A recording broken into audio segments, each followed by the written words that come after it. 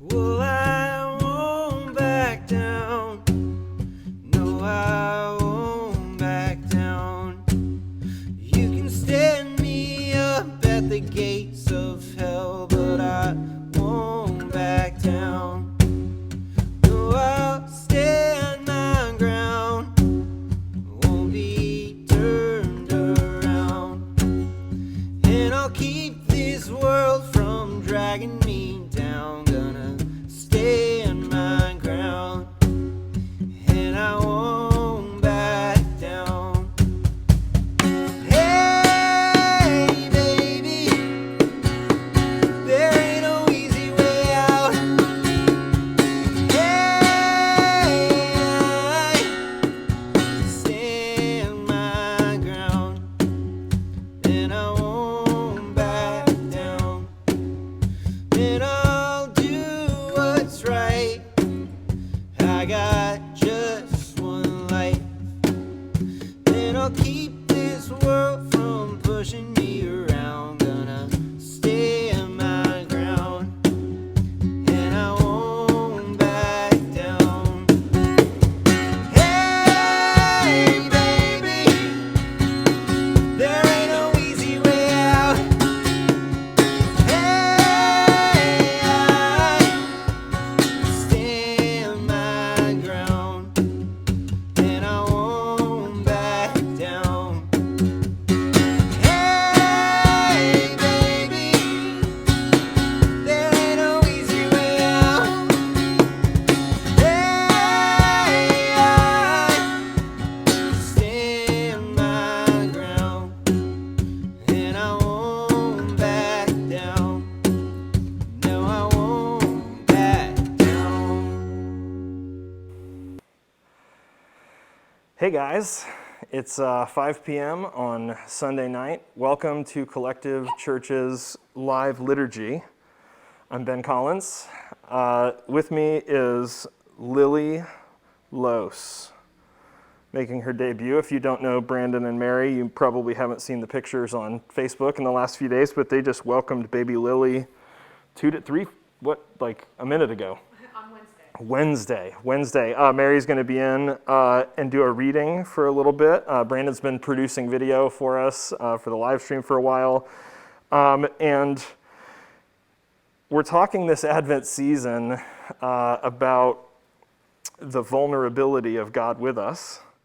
There's already a lot of baby imagery around Advent, but particularly this year, and even more so tonight. And it just so happened that the timing worked out so that Lily could be with us. So we wanted to introduce you to her, and we wish that we could introduce her to you all soon enough. Baptism someday soon. So welcome along to Collective. Thank you so much for coming. I'm just going to let her chill here, if that's cool, while we do our thing. Man, a participant in the liturgy from quite a young age. The work of the people, Lily is here to make me look good.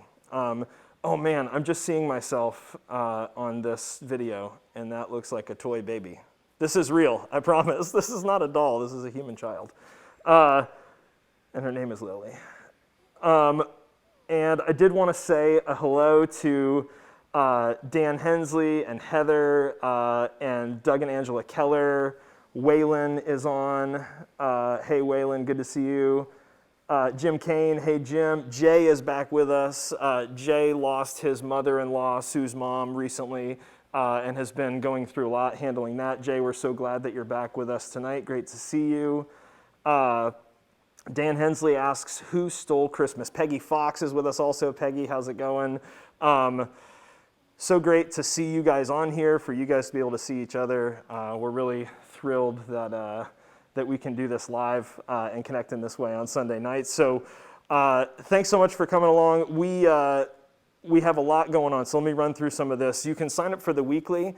It would help if I sent a weekly email. I hope to be doing that more regularly, but you can do that at wearecollectivechurch.com.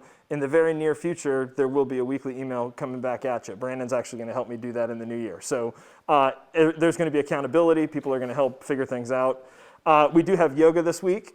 Sarah, our yogi from the Road Ohm. Hey, little girl. Hey, it's okay, I'll stop shouting. Sarah will share a video from her page at the Road Ohm. We'll try and share it also from the collective page. That's Monday nights at 6:30. So start the week out right, get flexible. We are also going to have on Tuesday at 4, as always, Work of the People. This is our crowdsourcing liturgy group where we get together, we talk theology, we talk sermons, we review the prior week's liturgy, and then we work through texts and subjects and questions together. And we crowdsource a sermon and we crowdsource the work of the people, and we invite the congregation into those liturgies. And then Dan mentioned last week when he was with us that Collective Cares is going to be doing a fundraiser wrapping Christmas gifts this Thursday because I have an in with Dan Hensley. Thanks for that, Dan. We've gotten some Christmas presents to Dan already, so he can begin wrapping on our behalf. So Dan, feel free to share any details about what's going on with Collective Cares this week and any more about the gift wrapping stuff. They are going to be gift wrapping to raise money for Collective Church, I believe starting at 6 or 6:30 that evening. So you can bring your gifts by, they'll wrap them. I think that maybe the best way to put it is that their wrapping is going to be fabulous. You know Dan, it's going to be, you saw the example he gave you last week of a gift that he wrapped for me. It's going to be amazing. So why not come by, give a gift, help do some fundraising for Collective by supporting Collective Cares. Oh, hey, baby girl. Stealing the show. That's okay. I promise you there's nothing more important that I'm saying than just you being here and being alive. Good job. Excellent. Nap on that. Honest Advent, the gallery, I gotta stop shouting. The gallery is gonna be back open this week, starting on Thursday from 1 to 8. We had some events that have been booked, but as you can imagine, things change rapidly in COVID, so we got to cancel some of those this week, and maybe we will have some more availability. We're thinking after the new year to make sure everyone gets through the gallery, but if you would do your part to help us spread the word about that, if you found the promo video for Honest Advent, if you could share that, if you could like it, you can also go to the YouTube page, you can subscribe there, and you can also find the entire slew of Honest Advent virtual experiences. Feel free to use those to spread the word, share with your friends, share with your family this holiday. They don't even have to come to the theater to experience Honest Advent, but we would love them to be there. If there's a way that they can, it will be safe, social distance, all that good stuff. So that is all really good stuff coming up. Make sure that you subscribe to our YouTube channel, youtube.com/wearecollectivechurch. Thanks for finding us again here on Facebook with the Facebook Live. Hey there to the Dones. Hey, David Gomez watching, a blast from the past. What's up, Dave Gomez? Rob Doan is on here with his family, Ginger. Great to see you. Marilyn, Advent blessings. Awesome. Hey, Marilyn. Hey, Kirsten Doan, also on. Fantastic. Great to see you guys. This is baby Lily. For those of you who are just tuning in, this is baby Lily Los. I have to imagine lots of people are tuning in because they scrolled by and they saw me sitting here holding a baby. So we're not above cute tactics to pull you into church, I guess, is the moral of the story. All right, where are we? We're getting off task.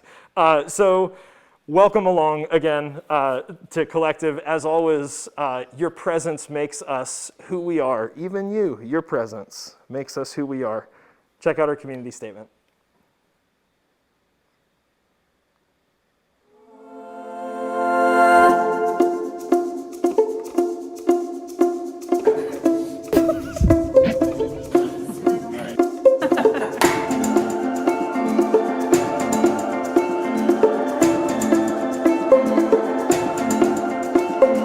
We value highly the metaphor of journey. We're different people from different places and backgrounds. Representing a multi-generational community, and we travel different paths.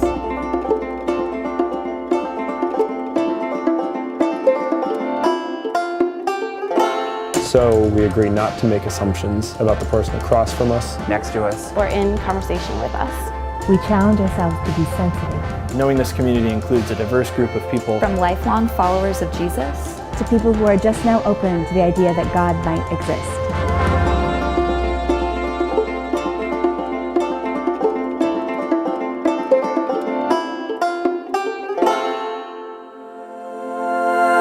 strive to avoid offense. Ask good questions.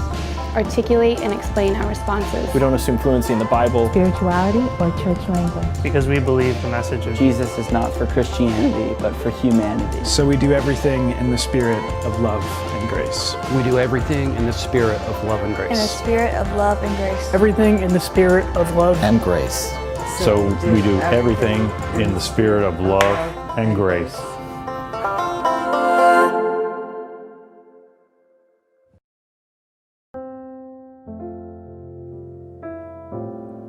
"2020 was an absolute parade of misery, according to my favorite comedy newsman, John Oliver. We started the year with Australia on fire. Kobe Bryant died, and it seemed like America was going to go to war with Iran. That was all before COVID and things got much worse. We had mass unemployment, evictions on top of the already existing affordable housing crisis right here in Volusia County in our own backyard. We lost the true king of Wakanda. John Lewis made his last journey across the bridge, and we laid down the pearls of the notorious RBG. There were murder hornets, orcas attacked Spanish yachts, kids were put in cages by our government. But the year wasn't without its gifts. We met Joe Exotic and Carol Baskin. This year ruined lives. Dreams, jobs, concerts, sanity, mental health on individual and societal levels. We experienced a new wave of grotesque videos of police brutality that brought on a national apocalypse around race and the collusion between white supremacy and power in our land. A grim presidential circus, the result, the outcome, regardless. The process made the country so much worse. Money in politics, politics in healthcare, civil rights in the courts in turmoil. Maybe we can't even organize the lies enough to call them conspiracy theories at this point. But then Christmas comes and we're supposed to just downshift.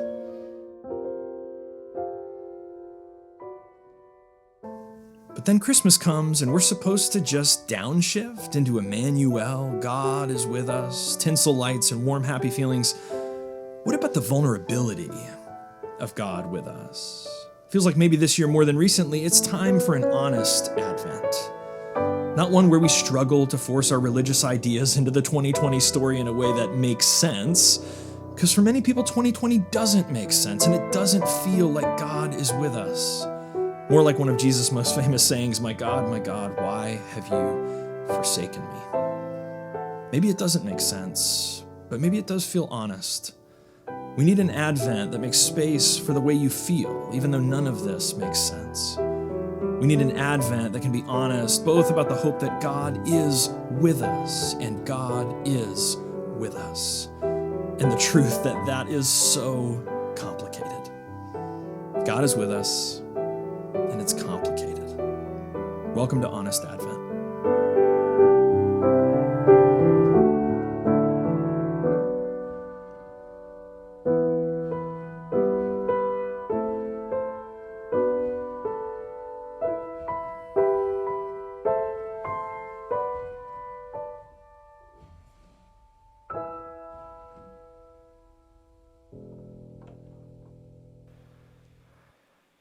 Hey guys, welcome back. It's Ben from Collective Church. This is Lily Lose with me, one of our newest liturgists. Hey Steve and Sharon, thanks for coming along. Paige, great to see you as well.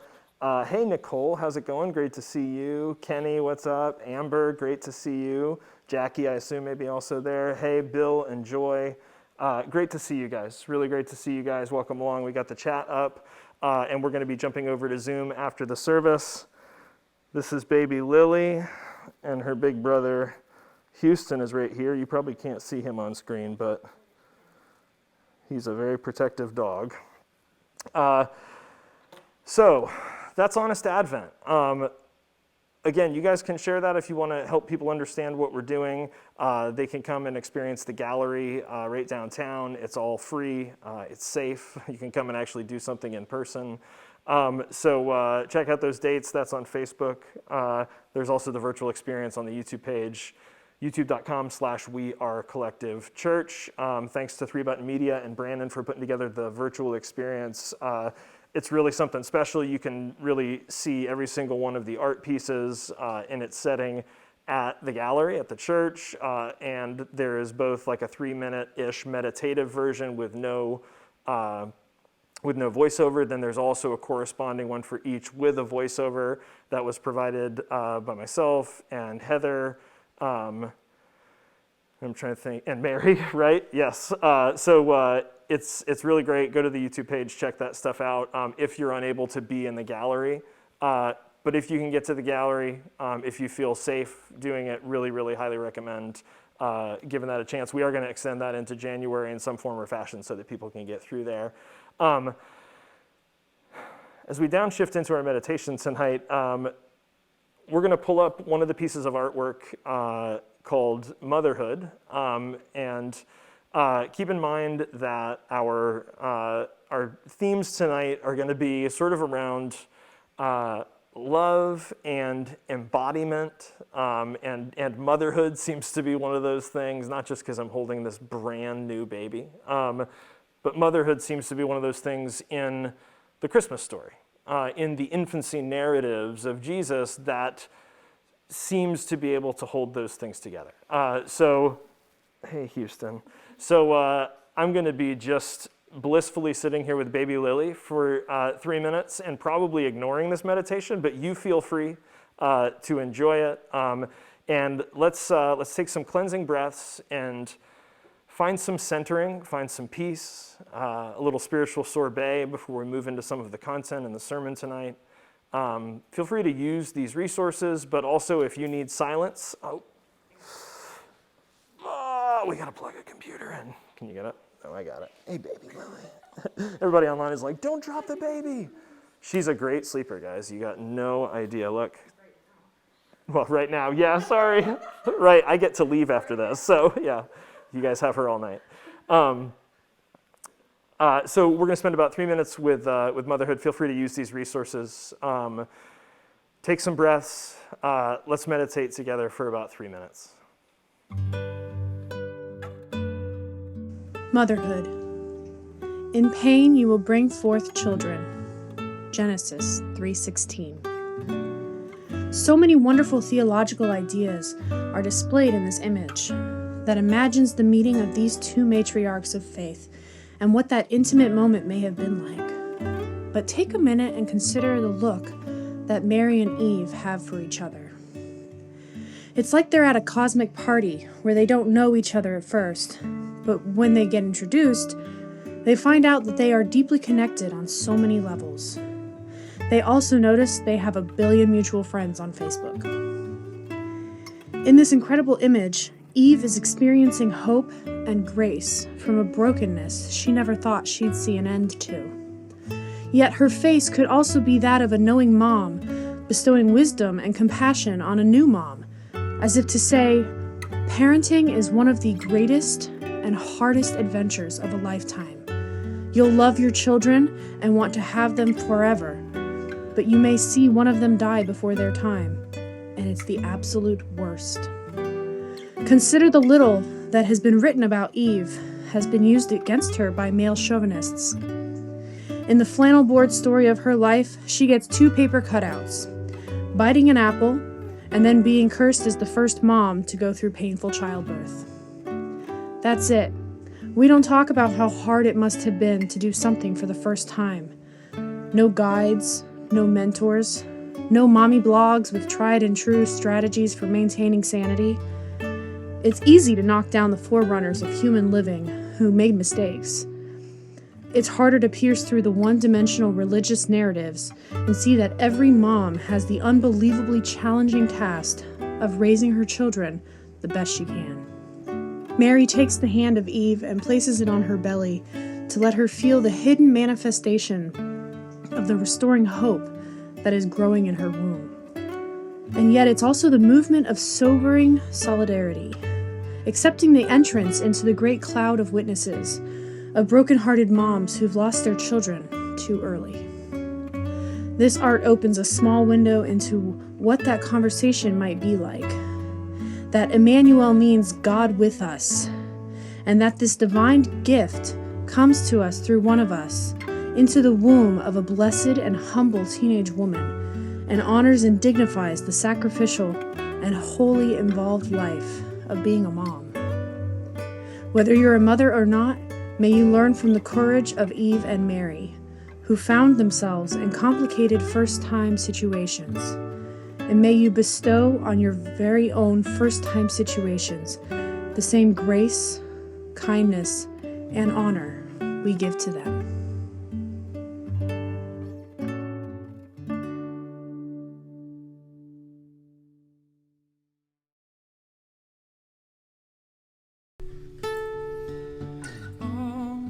This pain, I wonder if I'll ever find my way. I wonder if my life could really change at all.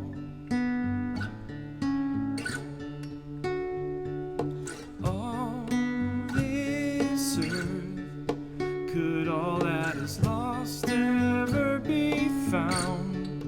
Could a garden come up from this ground at all? You make beautiful things, you make beautiful things out of dust. You make beautiful things, you make beautiful things out of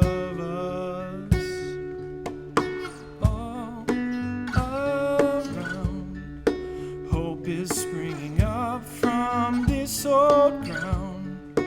Out of chaos, life is being found in you.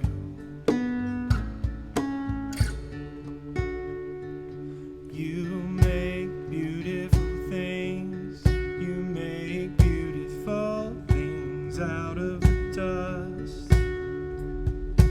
You make beautiful things, you make beautiful things out of us.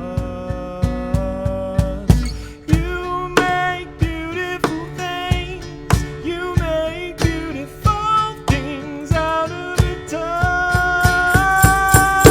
You make beautiful things, you make beautiful things out of us.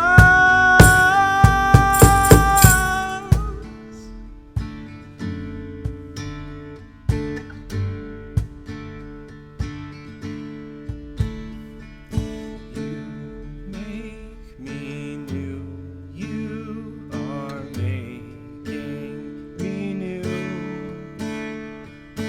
You make me new, you are making me new.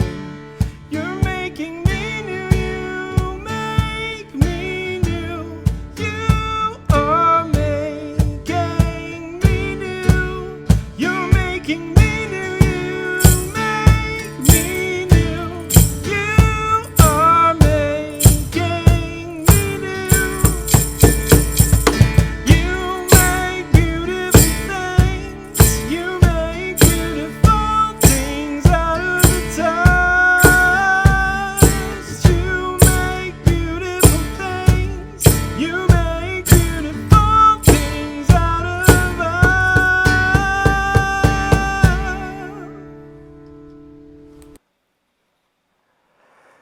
Dear friends, let us love one another, for love comes from God. Everyone who loves has been born of God and knows God. Whoever does not love does not know God, because God is love. God is love. Whoever lives in love lives in God, and God in them. This is how love is made complete or mature among us, so that we will have confidence on the day that justice comes. In this world, we are like Jesus. There is no fear in love, but perfect love drives out fear, because fear has to do with punishment. The one who fears is not yet made mature in love. We love because God first loved us. Whoever claims to love God, yet hates a brother or sister, is a liar. For whoever does not love their brother and sister whom they have seen cannot love God whom they have not seen. And he has given us this commandment, God has. Anyone who loves God must also love their brother and sister. This is from the letter of 1 John chapter 4. Those words may be familiar. We did a whole series on this letter a number of years ago. The thing I want to point out in the text initially is that for the community of John, the community that produced this letter, there's a connection for them between love and God, obviously. That's where we go to this passage. We'll live in this passage, I'm sure, in the spring. We're going to do a whole series on love because we talk so often about it. School of love, the way of love, the practice of love. But God is love. But what do those things mean? How do those bear out? Hey, baby. So the text not only ties together God and love, but really what we're going to talk about tonight in connecting God and embodiment is that it connects God and love and being seen. Being seen. If you remember back in our series on affordable housing, Just Shelter, I interviewed Father Phil, and Father Phil said that sort of the tagline of Lourdes in Daytona is effectively that if they're going to love the God they can't see, it had better begin with the neighbor that they can see. That's inspired by this text. This text connects love and God, but not just love and God, love God and somehow being seen and who we see and the ability to see our neighbors. We're going to come back to affordable housing and deal with that because I think that's a part of having a body, and the vulnerability of having a body is needing a house. And we've talked at length about affordable housing. The other text that I want to share tonight that we reflected on Tuesday is from the prophet Isaiah. And it's talking about a figure, a transformative agent. And I shared this quote last week from Jim Kane about sort of the anticipation of transformative agents, and that around the time of Jesus, not just religiously but politically, it was a time where people were anticipating and expecting a transformative agent that would come in on their behalf. Some would think it was an agent of God or a political agent, but someone that would come in and transform things for the common good, for the common man, for everybody. And so this is a figure that in the Jewish consciousness was thought of as like the Son of Man or the suffering servant. So Isaiah the prophet says this: he grew up before him, so he's talking about the servant grew up before God like a tender shoot and like a root out of dry ground. He had no beauty or majesty to attract us to him, nothing in his appearance that we should desire him. So in the time of the prophet Isaiah, this was sort of this ecstatic, mystical, spiritual kind of anticipation of God's transformative agent. So hundreds of years later, Jesus comes along, and in the wake of Jesus' life and ministry and death and resurrection, the writers of the Gospels, the writers of the New Testament, they come to connect these prophetic texts like from Isaiah and say these were about Jesus. These were about this new transformative agent who is finally going to come and make things right.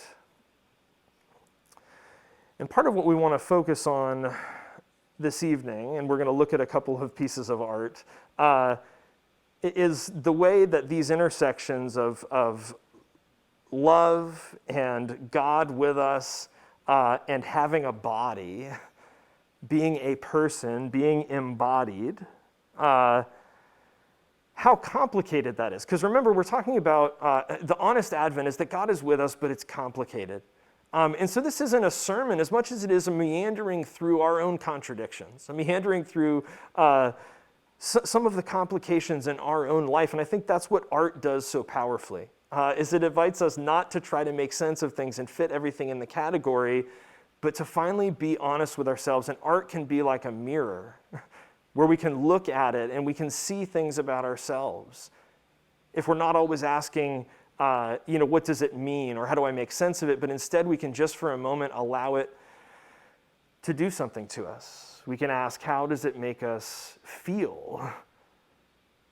How does it make us feel? Let's begin, I think, with vulnerability again.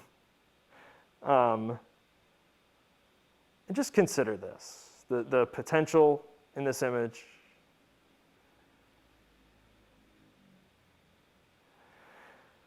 So one of the things that the artist and the author reflects on regarding this connection between God and love and having a body, being a physical material being,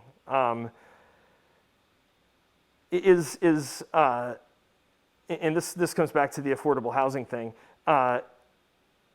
is the idea that once you have a body, you're confined by the reality of space. All of a sudden, once you're in a body, you can experience the scarcity of space. You can experience there not being enough room, or there not being enough space. It's been half an hour. There's our chime. In the image that we already saw, and Brandon, if you can go back to motherhood,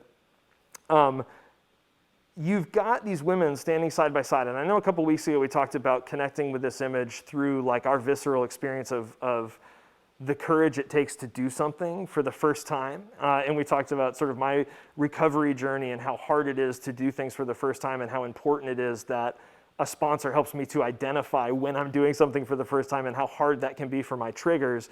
That stuff is so vulnerable. We talked about that a few weeks ago. What I want to point out tonight and invite us to feel is this reflection that Genesis, the story that begins the Bible, begins with an eviction. The divine landlord says there's no more room in the garden. There's a way of reading it in which the original family is broken, right? Eve is standing there, the first victim of eviction from the divine garden.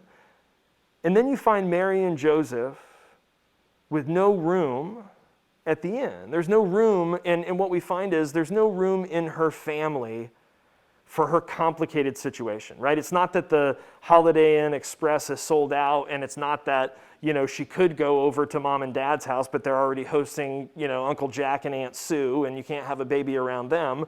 The issue is they were in a complicated situation with an unwed mother, with these questionable circumstances, in the sense that they experienced, at least according to the story, is that there wasn't room for them.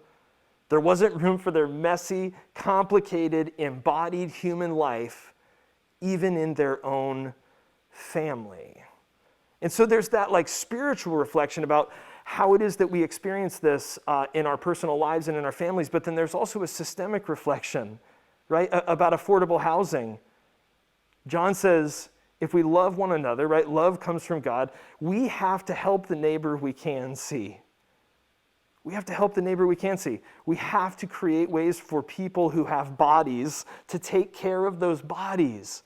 Because part of the way that God is with us is in our bodies, right? That's why there's value in an anatomically correct pre-birth image of Mary and the baby Jesus. That's why there's value in this image of Mary breastfeeding Jesus, and us considering, again, not how special Jesus is, but how human God is, right? Jesus breastfeeding isn't about the divinity of Jesus.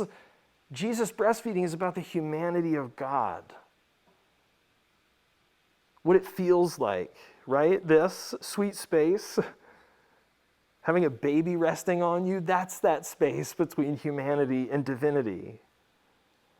So Freddie and I and a bunch of people from Faith, we got to have this amazing meeting with Mayor Apgar this week. We won some really significant support from him to support us in the Affordable Housing Trust Fund, so that we can not just in our spiritual reflection and our community practice, but in our justice work, We can carry the messages from our liturgy, the work of the people, into the streets, that we can make justice happen in our community, that we can create affordable housing for people who have bodies but don't have houses for those bodies. I got to share that this morning with Mosaic Unitarian, and they shared that they had been involved in faith in years past, but in the recent history had not been involved, and they're going to get back involved because of what I shared about what's going on with affordable housing. Guys, all of this to say, these are these really complicated places where God and love and being embodied in such a way that we can be seen, which means we also have to be housed, we also have to be fed, we also have to be held and cared for. These are all tied together in Advent. These are all tied together in the vulnerability of incarnation. All right, what other images do we have that we haven't looked at yet? Oh, yeah, whew, some good ones. So let's look at with Mary just having given birth. Not this Mary in the room, but Mary, the mother of the Lord. And consider this reflection from the artist and the author. In the context of this image, love comes to us without us earning it. Think about that for the baby and for the mother. Love comes to us without us earning it.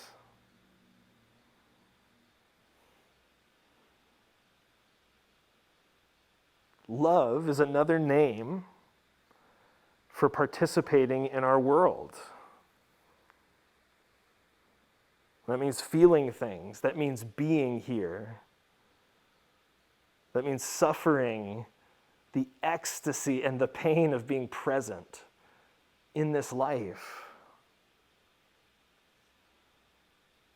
To be a Christian, as best I understand it, and look, I know I'm wrong. Not just I'm probably wrong, I know I'm wrong.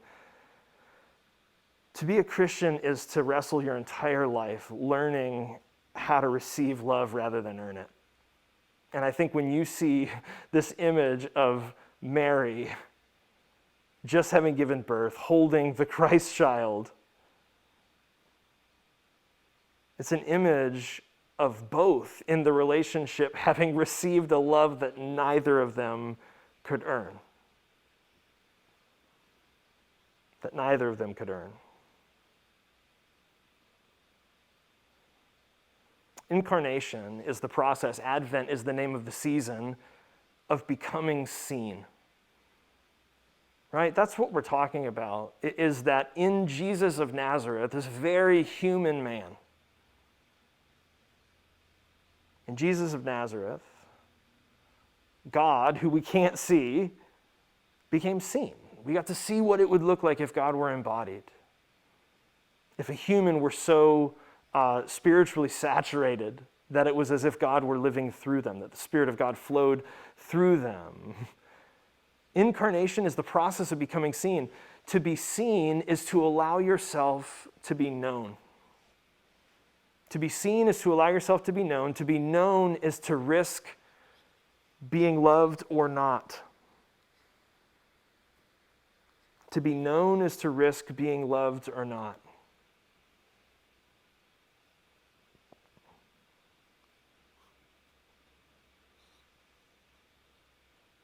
I think for the last image, I'm going to invite Mary to come, and she's going to sit here and offer a reading. I feel like you should probably hold Lily, right? I can hold my kid.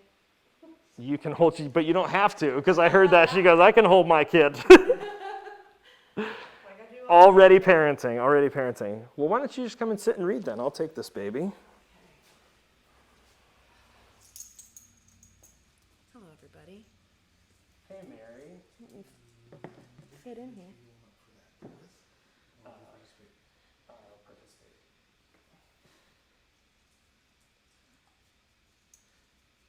Sometimes I wonder if Mary breastfed Jesus, if she cried out when he bit her, or if she sobbed when he wouldn't latch. Sometimes I wonder if this is all too vulgar to ask in a church full of men without milk stains on their shirts or coconut oil on their breasts, preaching from pulpits off limits to the Mother of God. But then I think of feeding Jesus, birthing Jesus, the expulsion of blood and smell of sweat, the salt of a mother's tears, onto the soft head of the salt of the earth. Feeling lonely and tired and hungry, annoyed, overwhelmed, loving. And I think if the vulgarity of birth is not honestly preached by men who carry power but not burden, who carry privilege but not labor, who carry authority but not submission, then it should not be preached at all, because the real scandal of the birth of God lies in the cracked nipples of a 14-year-old, and not in the sermons of ministers who say women are too delicate to lead. Whoo-wee. Thank you, Mary. It's kind of close to home. That was I think the other way we could say this is that what I had to say was just a long preamble to a great sermon. Thank you, Mary. Oh, and you too, Lily. Hey. Squeaking, and Houston's very interested. Hello.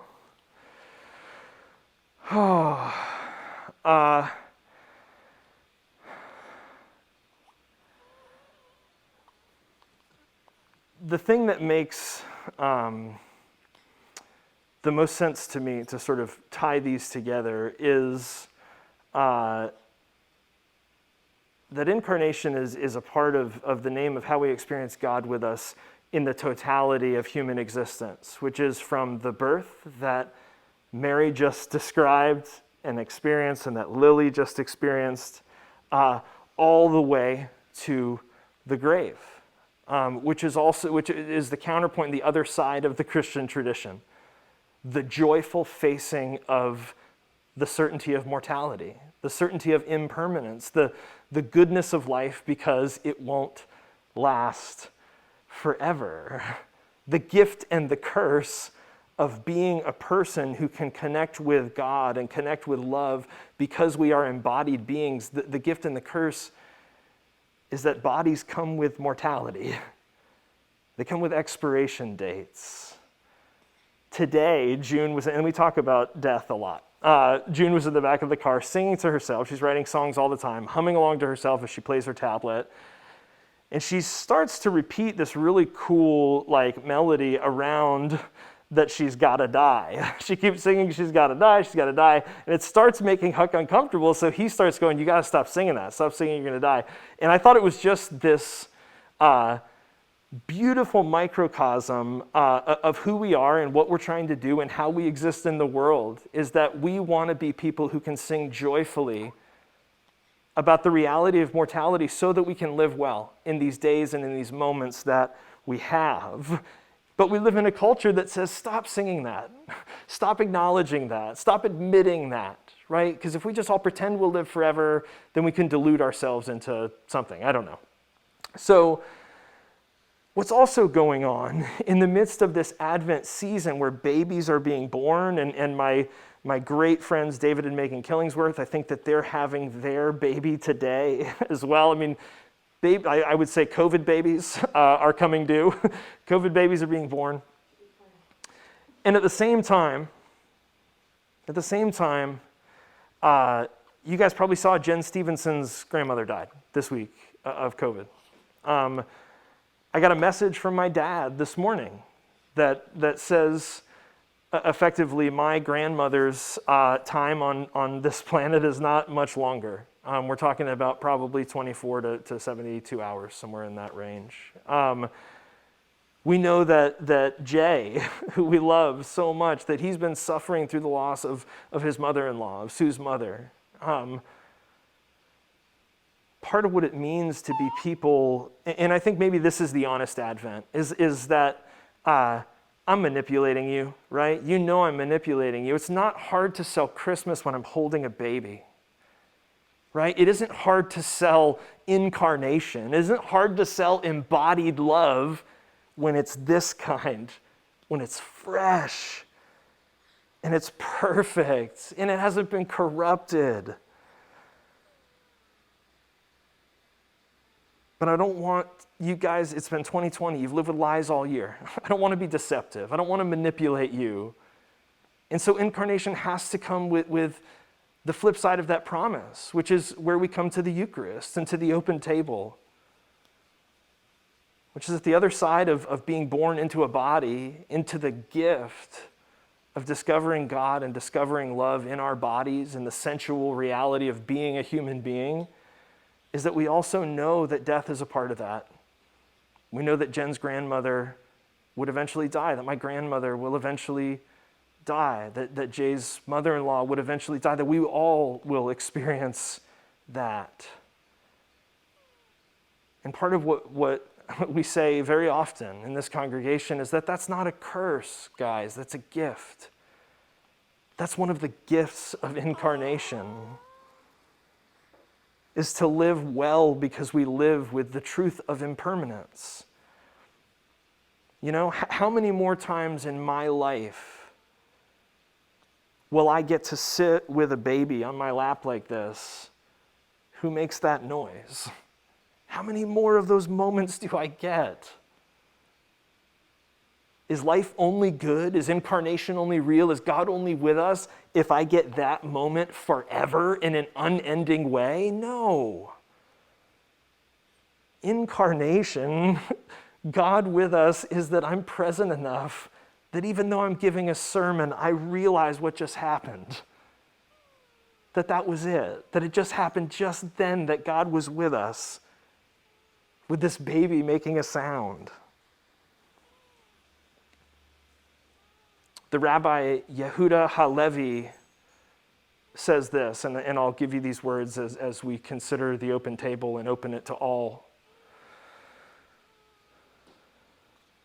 "'Tis a fearful thing to love what death can touch, a fearful thing to love, to hope, to dream, to be, oh, and to lose.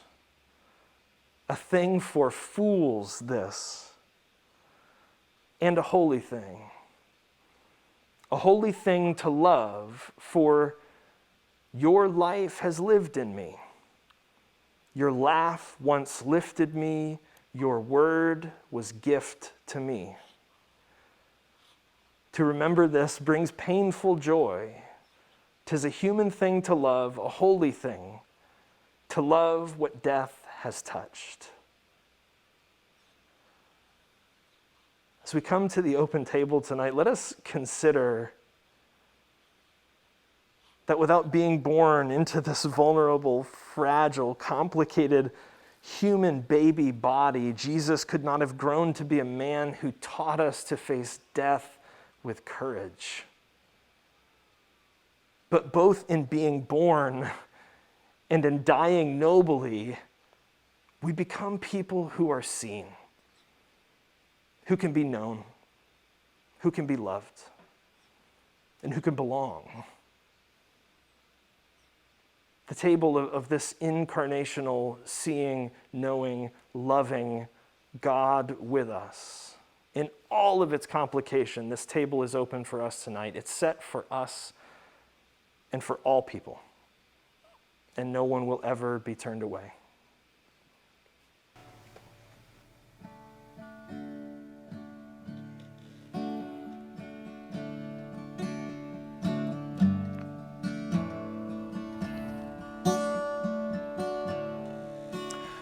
The streets are filled with laughter and light, and the music of the season, and the merchants' windows are all bright with the faces of the children and their families. They hurry into their homes while the sky darkens and freezes. We'll be gathering around our hearths and tables, giving thanks for God's graces and the birth of the rebel Jesus. Well, they call him by the Prince of Peace, and they call him by the the Savior, and they pray to him upon their seas, and in every bold endeavor, and they fill their churches with their pride and gold as their faith in him increases.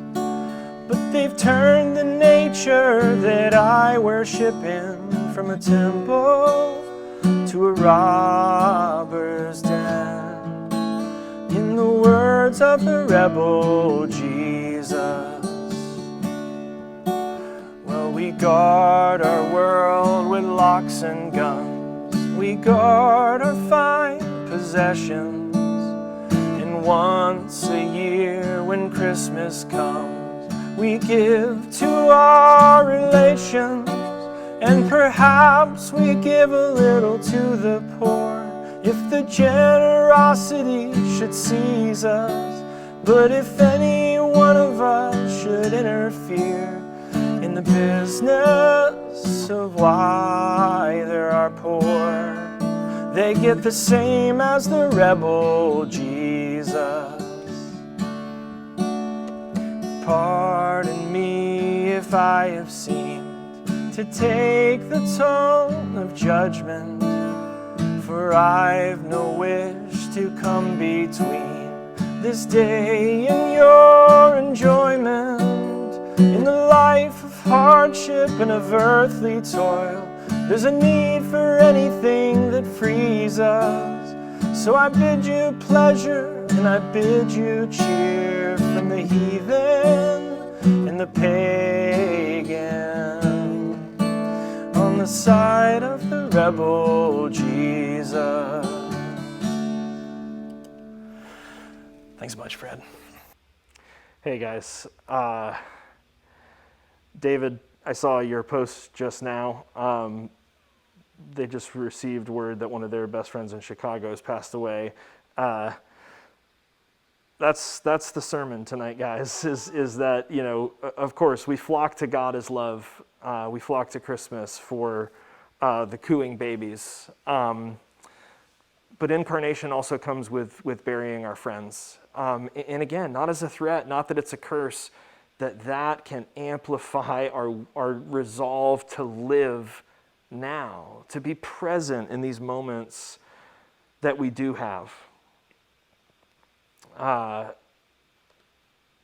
You can sign up for the weekly. You can give to Collective at wearecollectivechurch.com. I didn't get to give my NPR-style pitch at the beginning.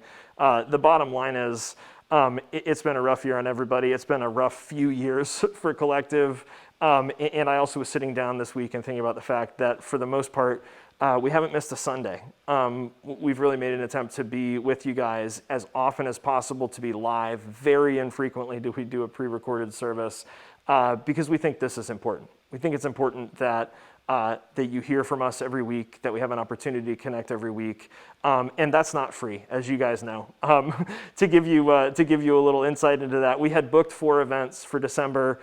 Should have been somewhere between $5,000 and $8,000 in revenue, and as you can imagine, because of COVID, things change, and things with the very best intentions change, and they change because we want to keep people safe. We're not going to exploit revenue to get people in the building in a way that is unsafe, but that also means that we're missing a ton of revenue.